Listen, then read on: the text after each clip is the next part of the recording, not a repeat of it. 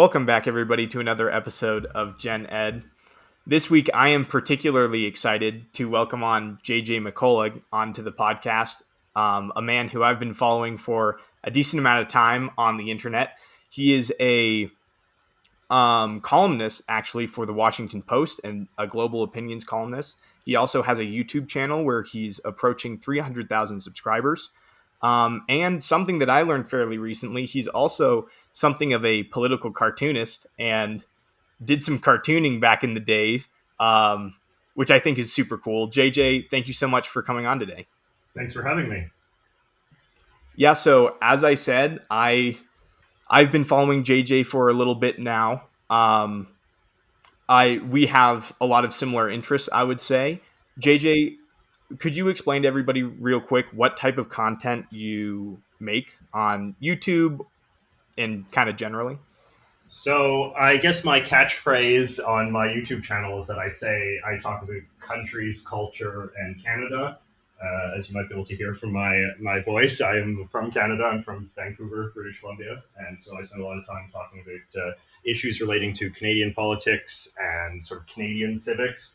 But also I try to think about, sort of the wider world and sort of apply some of these theories having to do with culture and politics to other international examples. I talk a lot about American culture, obviously, because Canada and the United States are so intertwined in a sort of cultural and political level. But basically, I just try to make videos that sort of engage with some of these questions relating to the concept of what it means to live in a country and how people sort of conceptualize themselves as citizens or members of a certain common national community. And so my content kind of goes all over the place as far as that goes. And then in my other life as a columnist, and I guess before then a political cartoonist, although I don't really do that anymore, I think I'm just a much more sort of conventional commentator who just writes opinions about the sort of passing political scene and my opinions on various politicians and public policy and that sort of thing. But I do try to keep those two somewhat separate. My YouTube channel is not I don't think is an sort of overtly opinion based one. So what made you get into politics? What interested you? What motivated you to write columns or come up with like political cartoons? I'm definitely not. I don't know a lot about politics or government. I'm, the opposite of Dan. So I'm really curious as to like what got you interested into like this area of study or expertise that you're now in. Well, it was honestly, and this is kind of like backwards from the way that I think it's supposed to be, but it was honestly the cartooning. Like I've always sort of been interested in cartoons, and at one point I sort of became kind of infatuated with the style of political cartoons. But I just thought like aesthetically they were a very sort of interesting style of cartooning, with the caricatures and this sort of thing. And then I kind of, this is when I was a teenager, and then I sort of realized, I don't really know anything about politics, so I can't really make this style of cartoon that I find so compelling. And so I'm like, well, if I learn more about politics, then I could actually draw art of this sort. And so it was really my desire to kind of make political cartoons kind of almost on an aesthetic level that sort of necessitated learning and becoming more sort of politically literate. And so I did. And then, in time, I used to have a blog about my political cartoons that was popular. I drew cartoons for my college newspaper and stuff. But then, people started saying that, you should write, sort of accompanying essays and stuff to sort of supplement your art and sort of maybe contextualize it a bit more for people that are having a hard time understanding the symbolism and whatnot. And so, that's how I kind of got into political writing. And the political writing wound up being much more successful than my cartoons, I'm sad to say. And then sort of through political writing and sort of the success of my blog, I started getting picked up by sort of mainstream media outlets here in Canada, and then I started doing television work and that sort of thing. And then I actually worked for a time for a television station that no longer exists. It was called Sun News, and it shut down in 2015 in what is a sort of notorious story in Canada. But once that happened, that was when I made the shift to YouTube, because it was like, I've been doing television for about 5 years or so. And so I felt like I was pretty comfortable on camera. And I was like, well, if if I'm comfortable on camera, if I like hearing myself talk, why don't I give this YouTube sort of thing a try? And I've been doing that for about 6 years now. So, like you said, you kind of went backwards where you started with your cartoons and then that got you into politics. I didn't know that, and I think that that's such such a kind of interesting, funny story where you entered it. I feel like a lot of political pundits very much enter the space trying to be your classic political pundit. They want to get on CNN, they want to be on Fox, they want to be on Tucker Carlson. And I find it interesting that you kind of came at it from a different way, and then you kind of stumbled into the more traditional political pundit, and then that kind of evolved from there. I must say that I right after high school, I had a very brief attempt at getting into punditry a little bit. I started my own website, which surprisingly somehow got some viewers on it. I'm not sure how anybody found this website, where I was just publishing some of my hot takes about politics. And I must say, it was very short-lived for a couple of reasons. One, it was very draining. I was going through college at the time and trying it, and it's very difficult to put out stuff regularly. But then it's also kind of terrifying to post your opinions on the internet, to put your opinions out in like a public forum where, people are anonymous and people know who you are, but you don't know who they are. And I've always been curious for political pundits, how do you put up with all of the backlash that, inevitably comes your way? Because no matter what position you take, no matter how moderate you are, you're going to have people who disagree with you and who vehemently disagree with you. And that is only made worse by being online. And as you said, your YouTube channel isn't necessarily political, but I'd call it like politically adjacent. You're talking about culture and news stuff. So how do you deal with the negativity that can come from people who disagree with you? Yeah, no, that's a very good question, and that's actually sort of something that I wonder about a lot myself. Like I think of myself like emotionally as being a rather sort of sensitive person. For instance, like I often don't like to watch very sort of emotionally intense movies just because they kind of upset me too much.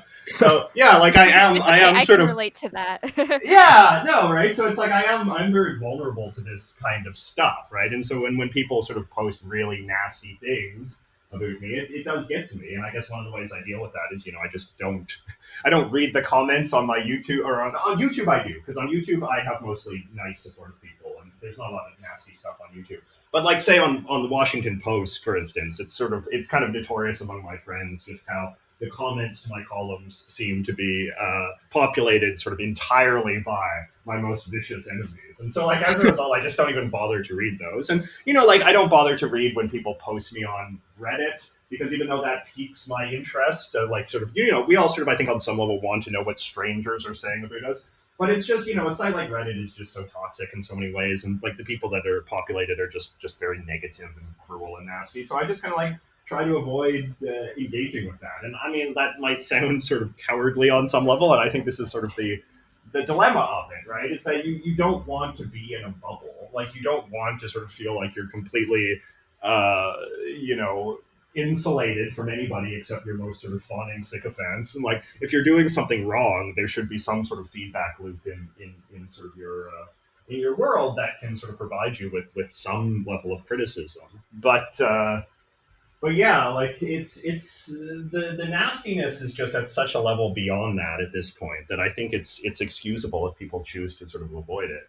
I mean, that said, there are definitely people that work or sort of are wired in the other way. Like, Ben Shapiro, right? Like, he talks about like, walk into the fire, confront your critics. I remember I once saw I once saw Ben Shapiro actually give a speech here in Vancouver, and when he had like Q&A time, it was like, if you disagree with me, come to the front of the line, because like I am so hungry for combat and intellectual conflict. Like, and you like it, that's fine, I guess. I often do wonder like how people work that way. Like the kind of thing that I sometimes wonder about is like if people like say him, or like I'm sure there's some other sort of pundits we could think of who are just like really combative.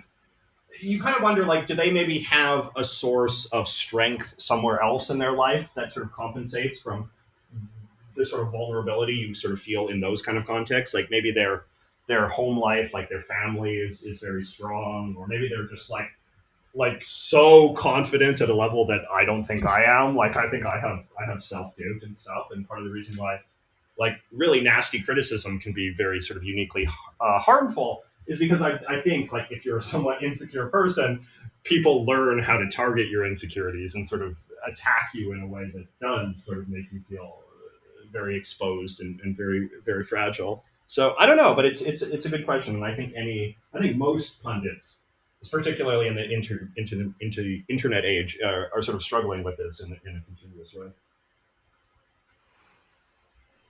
So how would you say like you cope with these like nasty people trying to get under your skin? Do you have like an outlet that allows you to try to escape from, the harsher side of YouTube, what people like some children nowadays aspire to be a YouTuber? Like, what's it like behind the scenes just being an influencer and a YouTuber? How do you balance your personal life with your work life, since you are pretty popular with so many people? And how do you cope with that, letting people in? Yeah, I mean, that's a good question as well. I think that one sort of strategy that a lot of people who are sort of in the public space, whether or not you're a YouTuber, a columnist, a media person, is you kind of have to learn, where the boundaries are, how much of yourself you're going to expose versus how much of yourself you're going to sort of want to keep private. And that's sort of something that I struggle with a little bit, because I feel like honestly, like in the grand scheme of things, I'm probably a person that is inclined to sort of overshare rather than be restrained. What you realize is that sort of like the more you overshare, the more people, have opportunities not only to attack you, but just to kind of be invested in you in a kind of way that can sometimes come to feel a little smothering. If people know too much about you and can constantly sort of be bringing up personal things about your life and your just like things about where you live and what your family is like and your entire life history. Like if that kind of stuff is sort of like too widely shared, you can start to feel a little yeah, just kind of smothered by it. Like in the sense like that there's no clear division between your sort of personal, private, internal life and then your life as a sort of product to be consumed in the kind of public space. And so like that's obviously like a balancing act, and I'm not super sure if I've fully achieved that. There's definitely stuff that like I haven't brought up that like might be of interest to my viewers, but because like I don't really want them pulling at that particular thread, or I don't want that to sort of be part of my public brand. I mean, it some of these things, they cause me enough stress in my private life. I don't need them to be sort of part of my public role as well. So I don't know. I mean, like a lot of these things, like there is no perfect guidebook to how to be a public figure and to how to manage, the kind of identity as a, as kind of a D grade celebrity, right? Like this is the thing, right? It's like, fame is very relative, and it's something that's kind of fascinating to me, is that like so many different people can be famous in so many different ways, right? Like you can be like, I'm famous to the 300,000 people that subscribe to me on YouTube, right? Like they see me on the street and it's like, oh, hey, JJ, and this kind of thing. But to like the vast majority of the public, they don't know or care who I am, right? And so it's just kind of like it's easy to sort of say that because I'm not as famous as like some Hollywood movie star, that therefore I have sort of nothing to complain about. But like every level of fame brings its own struggles, because it all is fundamentally this concept of being recognizable to strangers, and then in turn those strangers, because they consume so much of your product, having a feeling of some degree of entitlement over you. And that's just a challenge, I think, at any level of fame. And I think that, you know, as you get more famous, and I think most of us certainly aspire to that, you know, when we're in the public facing career, we want our fame to be sort of steadily increasing. I do think it's very important to sort of try to understand it and try to come up with some ground rules when you're at this kind of low level, because otherwise, you know, God willing, we all become overnight successes, and then suddenly you get very anxious and very frustrated and very, you know, upset and all the rest of it, because you realize you didn't sort of formulate a strategy to deal with fame, and now it's kind of too late. I mean, the age of the internet and, you know, like massive celebrity culture has created the weirdest relationship that has probably ever existed, which is somebody who watches all of somebody's content and, you know, follows them on Instagram, you know, knows every detail about their life, and yet obviously the person that they're following doesn't know them at all. Mm-hmm. And so you have this odd imbalance of relationship where you have the person who is consuming the content feels quite close with the creator of the content because they feel that they know them. They feel that they've spent so much time around them, and yet that creator has no idea who they are. And so I think it creates these very odd interactions where you have one person who's really comfortable around the other and knows the other one seemingly quite well, despite having never met them. And then the other who is not comfortable at all around this other person, you know, because they're a total stranger. And that's just such an odd interaction to me. Like I hear of all these people, like a lot of YouTubers and stuff, having weird interactions at like VidCon and stuff with fans, and it all really derives from this feeling of comfort that comes from feeling like you know someone, even if you really don't, because you've only seen their online persona. Have you ever had any just like odd interactions with someone who like recognized you in public or something? I mean, other than, you know, our email interactions, which is odd. No, do you have any experiences like that? Yeah, like I can give you a good example. Like, you know, I have, you know, I'm single, right? And I date relatively actively. And, you know, I've gone on a couple of dates. So I'm gay as well, by the way. I've gone on a few dates with men who know me from my YouTube channel. And like, that is always a very sort of strange experience because like at one time, like initially I kind of, this is my propensity to kind of like overshare, but it's like, you know, it's like at one time I kind of thought like you make assumptions about the sort of power imbalance that you assume will sort of define those kind of interactions. So like if I'm dating some guy that is a fan, you know, quote unquote, of my channel, like you assume that it's like, well, I'm sort of in the dominant position because I'm the big important celebrity, and you know, like they're the fan, and so they're in awe of how great I am and this kind of thing, right? But what I've learned is that that's not always the case, right? And that sometimes like you as the celebrity in that interaction can have a great deal of insecurity about trying to impress the other person, like trying to live up to the kind of image that you assume that the other person has of you as someone that's sort of been passively consuming your content. Like you don't want to sort of seem less confident. You don't want to seem less smart, less sophisticated, less sort of put together, because ultimately like the image that you're putting out for yourself in your media is, you know, it's very managed, you know, it's very curated and edited, and you're putting the absolute best version of yourself out there.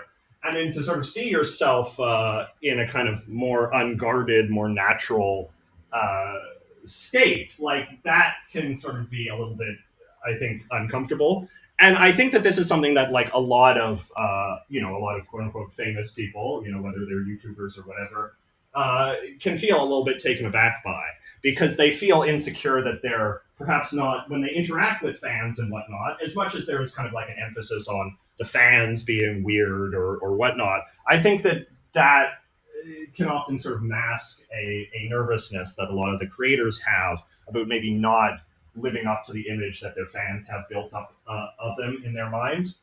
It's funny because like I have some sort of experience from this from my sort of before life when I was in cartoons. So like I would go to like cartoon conventions a lot, like these comic book shows and stuff. And there'd be in those days there was like celebrities in like the web comics world, people that had online comics or sort of standard comics and that kind of stuff. And I sort of saw like that these were people that were very famous to a sort of select community, and they had similar kind of insecurities when dealing with their fans as well, like that their comics were very funny, and so like the fans expect the creator to be very funny in a similar sort of like spontaneous way, or they expect the creators to be kind of like cool, and you even get into stuff like how you look, like you have to be like as aesthetically presentable as your art is aesthetically presentable, like all of these kinds of things. Like these are kind of just really big, I think, universal questions that arise at any level of fame in any realm, not just YouTube or journalism, but like even I'm sure writers have to deal with this kind of stuff. People that are famous in academia, like it's kind of just a universal contrast that has to, or a universal sort of theme that just deals with the concept of power imbalances and emotional power imbalances. Yeah, I feel like being under the public eye would be a huge responsibility and be pretty scary. And you mentioned before that you actually worked on like television. How did you transition from like uh, drawing political cartoons to writing columns and then to do journalism? Um, what was that transition like to go into video and into a greater expansion of your like public realm?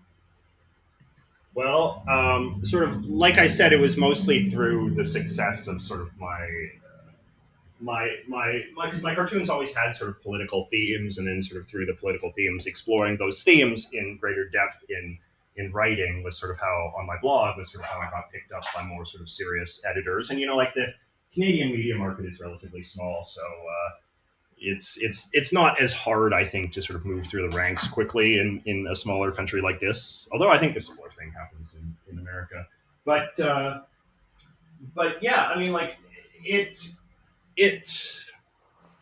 I'm sorry. What were you sort of trying to get at a little bit? I've kind of lost the plot. Oh yeah, what was it like you know going from writing columns to then having your face on television Yeah, or yeah, yeah, YouTube yeah. now? Yeah, I mean, it's all very similar, right? Like it's all similar in the sense that you're putting yourself out there. You're putting your views on the issues out there for public consumption. So I think it's not that dramatic, because like if we're going back to sort of like what are these sort of emotional sort of roots of this whole sort of thing, it's like you start off as somebody that's very confident about sort of asserting what you believe. And because the cartoons that you draw when you're drawing political cartoons, they're very opinionated. They're hopefully not too blunt, but sometimes they are. And so you just sort of become comfortable as somebody who's in sort of command of his opinions and believes that other people are entitled or would benefit from hearing them. And that sort of animates the style of writing you do, and it animates how you carry yourself on television and all that kind of thing. I mean, obviously we work in different mediums that exercises different muscles. When you're on television, for instance, you have to be articulate and sort of quickly spoken and have a sense of sort of timing and sort of physical presentation in a way you obviously don't if you're a writer or a cartoonist. But I feel like that some of those skills are fairly transferable, and that a lot of people that are good in one realm of commentary are generally good at multiple realms. Because I think that in addition to the confidence, just like having organized thoughts is obviously a very big part of being a sort of public commentator. And I think that if you can organize your thoughts well in text, you can generally organize them pretty well when you're speaking. It's not universally the case, but I think it's the case more often than not. So I guess I would sort of say that that moving from one medium to another hasn't been as sort of jarring or discombobulating as I think some people might expect. Speaking of putting yourself out there and backlash again, You've been openly gay for quite some time now, and while you were a political commentator, you fell pretty decisively on the political right. Did how did your sexuality interact with your career?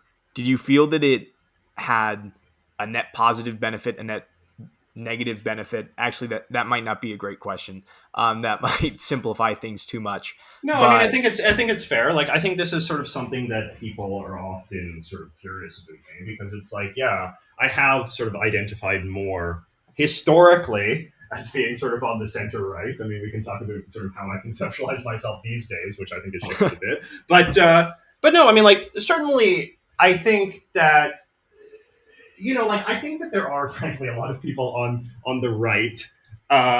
For every homophobe that exists, and there are certainly plenty of those, there are lots of other sort of conservatives who are deeply insecure about being thought of as homophobic, right? So like on some level, they want to have like a gay on their side. And I feel like I kind of benefited from that in my early days of sort of political commentary. It's like, we're not homophobic. Look at all of these great gay people that are on our side. Look at McCullough. He's a gay artist. You can't get more non-stereotypical than that.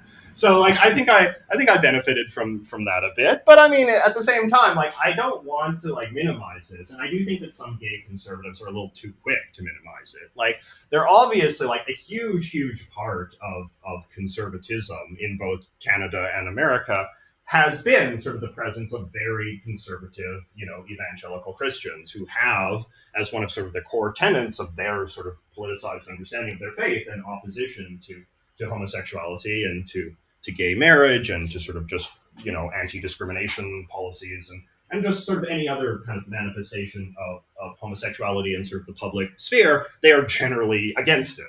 Right, and I think like that's sort of something that has to be grappled with, and that is a tension, and it is sort of something that I think has to be honestly addressed, and I think that gay conservatives have to view that as part of their role in politics, right? Like in the sense that we are all sort of we're all representatives of the various interests that we embody as individuals leading our elaborate lives, right? Like I think that it's important for gay conservatives to not just kind of like roll over and just kind of give the right wing a pass for being great on gay issues when they're obviously not. Because I think that I think that gay issues matter. I think actually, frankly, that being a gay man, and I think to a large point we're sort of most of the heavy lifting over the interests of people like me is kind of done. But I think that when we think about like the way that trans issues are now manifesting in sort of the public space, like I consider myself to be very pro-trans and pro-trans rights, and that's informed by my experiences of being a gay man in the early 2000s when a lot of similar sort of very vicious public discussions were being had over the rights of homosexual people. So yeah, I mean, I guess I would just say that it does inform my politics, and it's something that certainly like much more as I get older as well. Like it's sort of curious. Like I take it probably more seriously now than I did when I was perhaps a bit younger. I guess just because I've realized that the stakes are maybe a bit higher than I realized when I was in a sort of safe and friendly bubble at college or when I was hanging out with nothing but cartoonists and stuff. A fun fact about Dan is I learned recently that in high school, he actually was the club like founder of like the Democrats club and then like the Republican club. Am I correct, Dan? What was the name of it? So I was president of the Teenage Republicans, and then I wasn't president of the Teenage Democrats, but I helped found the club at my school because I lived in such a conservative area that there hadn't been a Teenage Democrats club at my school for like 20 years. Okay. So I helped refound that because I was kind of a centrist and really appreciated both, the interaction of both sides. And yeah, I mean, that just shows my political nerdiness. But I do have to say I'm probably more left leaning when it comes to certain topics, probably just because I see things from a more clinical standpoint. I don't want to get too touchy into certain touchy-feely topics, but this is a good conversation to have with an intellectual conversation just about different sides. And I don't think you JJ being a gay conservative, like, that's not a stereotypical, I can't even get the words out of my head, but When you think conservative, you don't think yeah. again. No, Yeah, for sure. It's really admirable for you to stand out there under the public eye and bring attention to something that the public doesn't usually see. JJ, I mean, this may be too much to ask for this podcast, but you had mentioned that your political beliefs have somewhat shifted a little bit over the course of your career. If you could, and if you feel comfortable, in somewhat vague terms, could you describe kind of that shift that has occurred? Yeah, I mean, we can go into this as much as you want. I mean, I'm Exactly. a political commentator, right? I could talk about politics for a living, right? Like, it's not taboo at all for me.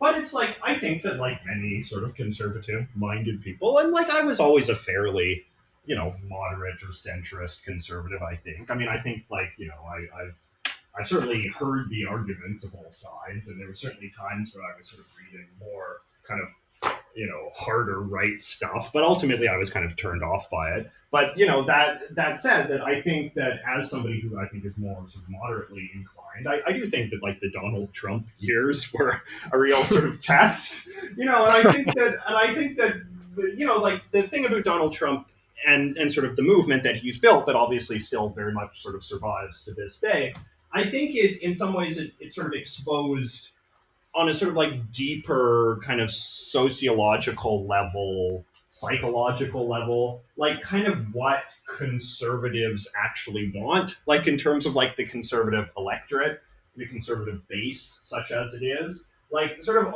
and like, this is one of the wonderful things about American politics, is that the American political system is extraordinarily democratic, much more democratic than I think Americans often give it credit for, right? So in the sense that, like, if one style of politics is popular, that style of politics will sort of often inevitably rise to the top. And I think that the fact that Donald Trump has emerged as this domineering figure in the Republican Party, to the point where now, like, to this day, like, every sort of politician who's a Republican has to go out of their way to say how much they love him and kiss the ring and, all of this kind of thing, vote against the investigation of the Capitol riot, all this kind of stuff, right? Like, all this kind of stuff that comes from the premise of, like, well, we have to keep Trump happy, and that we can't sort of disturb the Trump sort of narrative about, America and American politics and Republican priorities and so forth.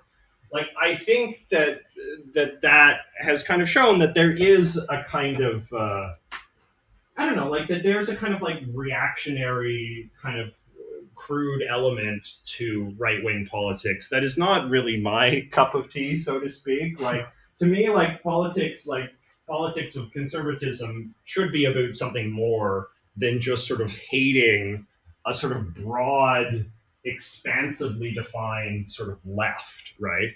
And I think that that's really all you're kind of seeing in sort of like the Trump style flavor of conservatism, right? It's just like, you just kind of like, you draw a huge circle around like one half of the country, you declare that country the left, and you sort of just say that half of the country hates America, they just want to impose communism and enslave us all, and they're probably in cahoots with pedophiles and Satanists and all of this kind of thing, right? Like, and I'm like, this is not even like an exaggeration, right? Like, this is increasingly the sort of rhetoric that is very mainstream, like, even among people who some time ago would have considered themselves sort of moderate Republicans. And so it's like, that's fine. Like, there's obviously a huge appetite for that style of politics that is extremely combative and defined mostly by just sort of really sort of searing animus for the other side as they imagine it. and sort of an open-mindedness about conspiracies and conspiracy theories, which is something that I have always been like very profoundly allergic to. And so it's been very disturbing to sort of see conspiratorial sort of thinking really rise to prominence in the conservative movement as well. So like all of these kinds of things, like it just kind of adds up to a political brand that I just increasingly don't really see myself in. Like obviously there's a lot of sort of obnoxiousness on the left, and particularly the far left as well, and that some of these kinds of things become kind of identity politics kind of unto themselves, right? Where it's like you've been so emotionally invested as considering yourself, on one side, that you'll sort of never allow yourself to admit that you're drifting more towards the other. And I'm certainly that way as well. And then of course there's like, the fact that I'm a Canadian, and there's a lot of sort of like very esoteric sort of Canadian issues and sort of the left-right divide that don't really have an equivalence in America, and that I still consider very important to my own identity as a citizen of this country, which sort of complicates matters further.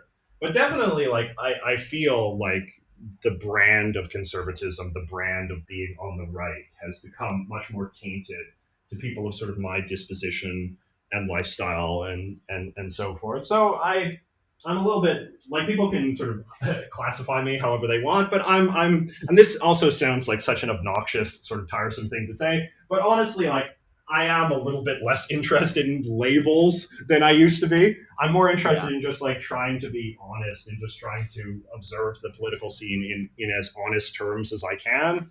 And if that makes me easy for some people to classify, so be it. But it's less of something that I'm terribly interested in myself.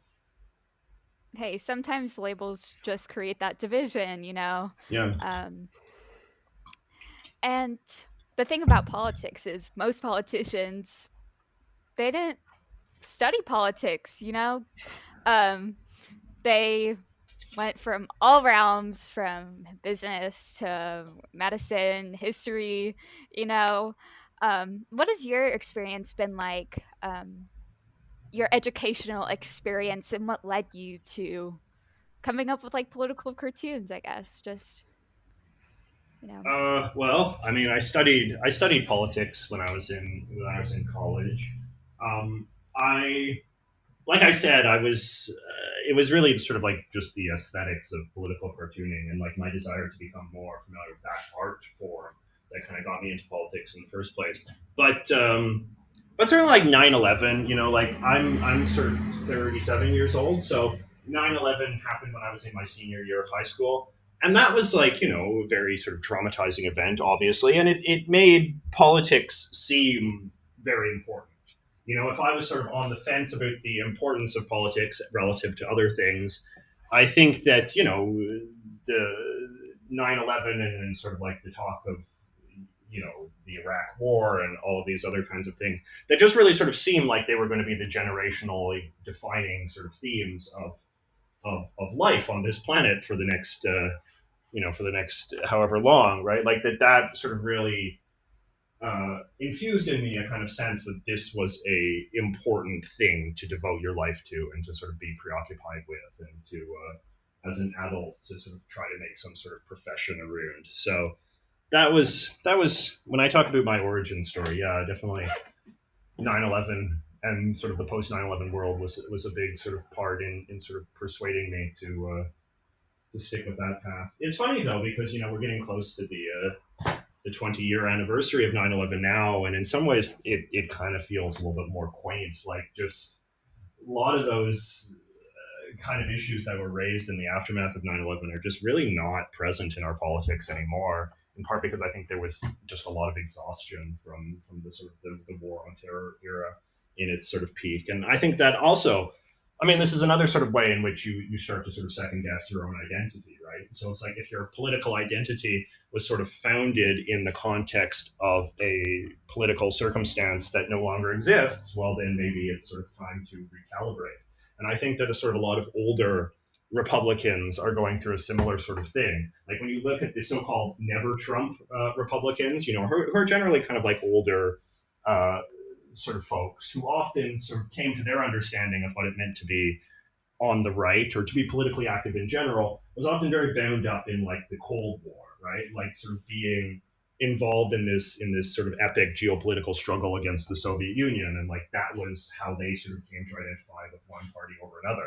But again, like obviously we're even farther removed from the Cold War than we are from 9/11, and so I think that that also makes people sort of start to second guess a little bit, like, well, why did I choose to get into politics in the first place? What seemed important at the time? What what sort of calculations did I make in determining which side I wanted to be on? And are any of those variables still present? And if they're not, then maybe it's time to sort of re-examine some things.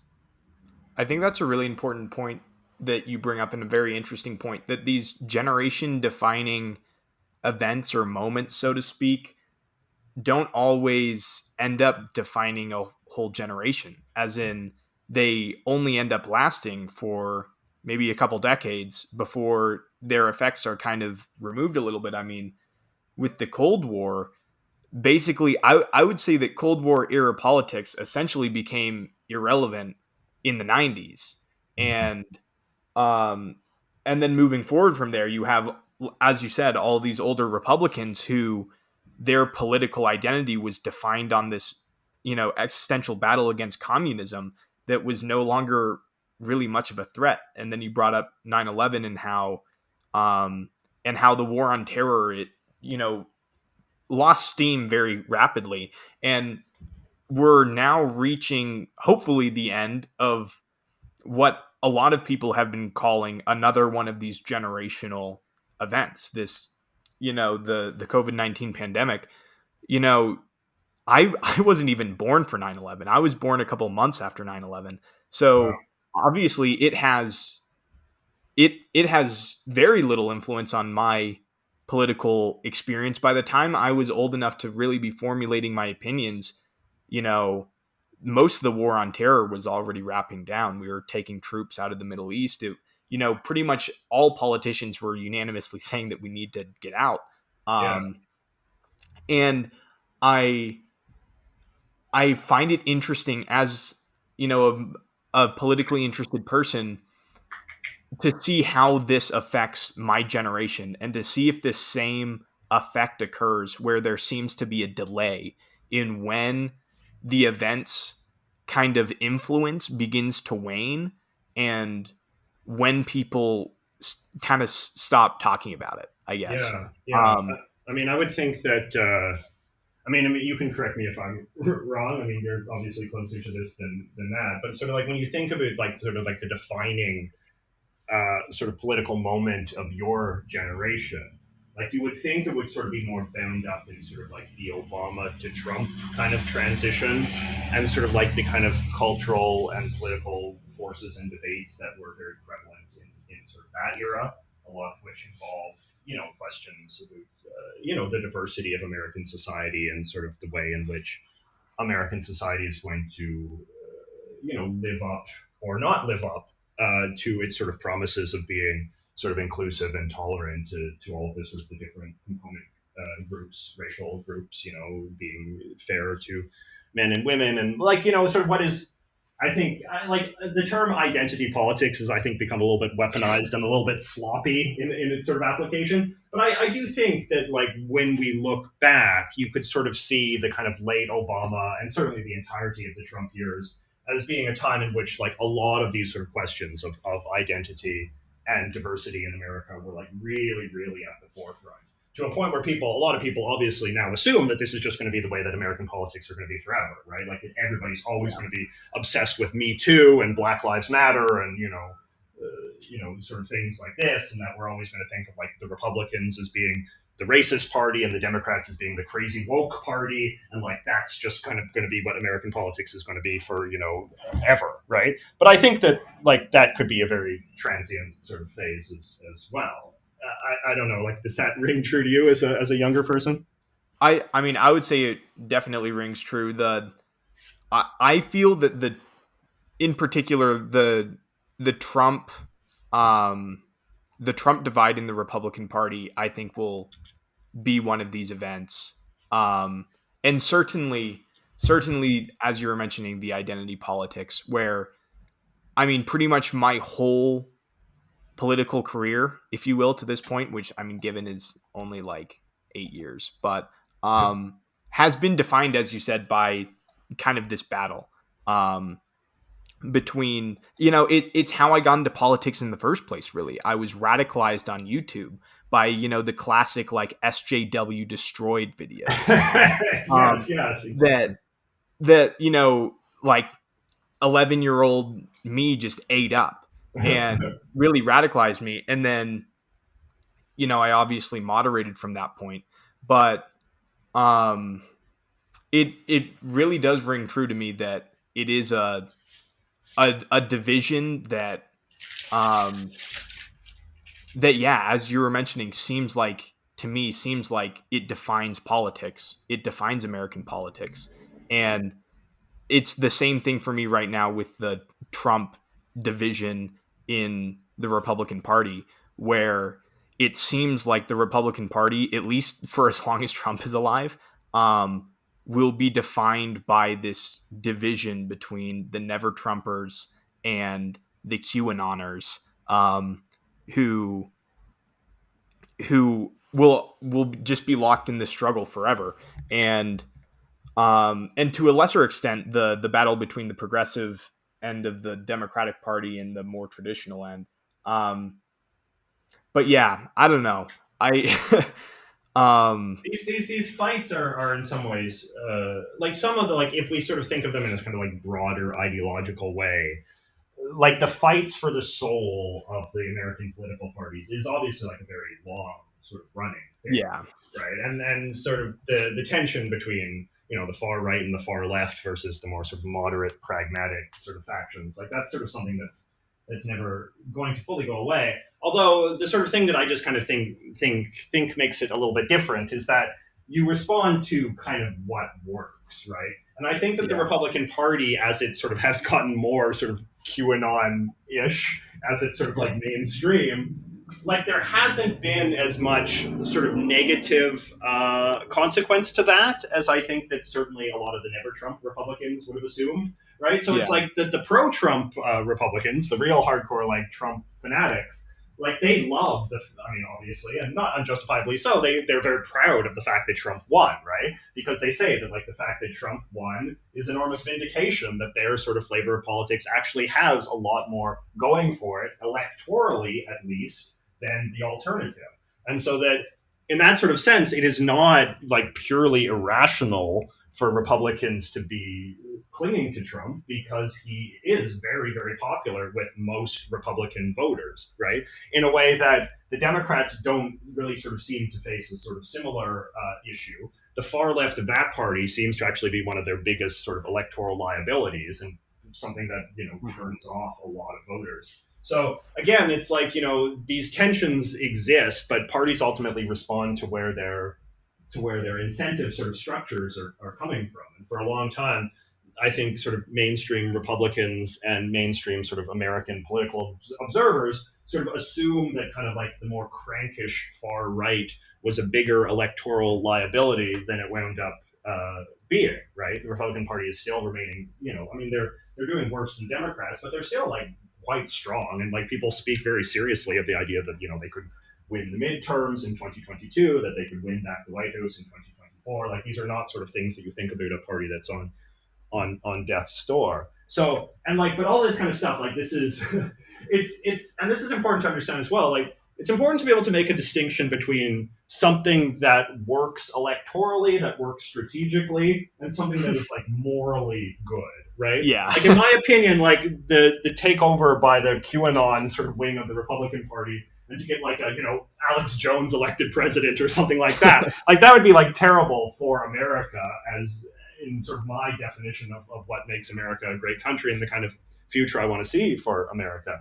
But on the other hand, it's like, to me, that sounds very plausible. Like I could imagine, this seems very dark, but I could imagine Alex Jones doing well if he ran for president. I could imagine Marjorie Taylor Greene. Thought. No, I think Marjorie Taylor Greene, for instance, the Frankish congresswoman, like I think that she might run for president and might be very competitive certainly in the Republican primary. This is the sort of thing is that I think a lot of times people, when they're doing political analysis, they kind of want to assume that that which is morally good will also be sort of politically salient or politically, popular. And I think that's not always the case.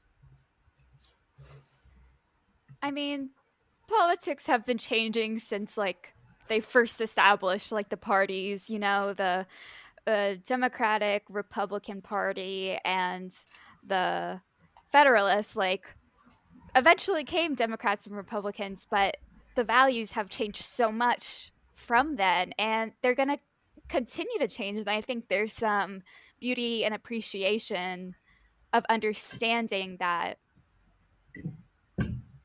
these big events influence and impact us, and these intellectual conversations that we have, and just trying to understand the other side, whatever that side may be, can bring us together and hopefully close that divide that these um, titles may have. And, I think there is hope, and, we're all learning and no one knows what they're doing, but I think together it won't be too bad. Well, I hope you're right. And, Hopefully.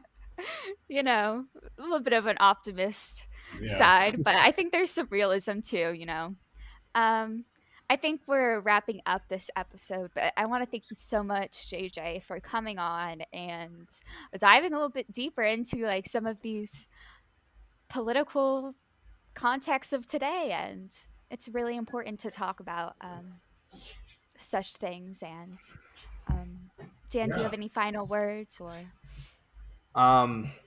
Not really. As you said, we need to get things wrapped up. We got to let JJ get back to his day. All I would say is, if you haven't gone and checked out JJ's YouTube channel, be sure to go take a look. It's super fun. He does a lot of stuff with culture and kind of news, and like I said, some politically adjacent stuff.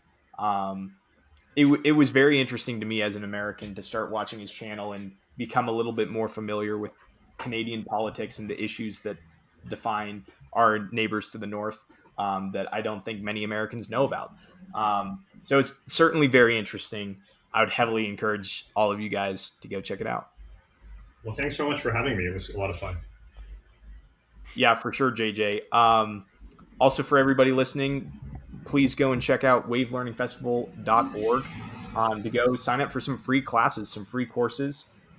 If you are a political savant like JJ, I'm sure that we have classes for you in philosophy and politics. I know that we have a summer camp coming up soon that is free that you can go sign up for now at our website. So be sure to go check that out.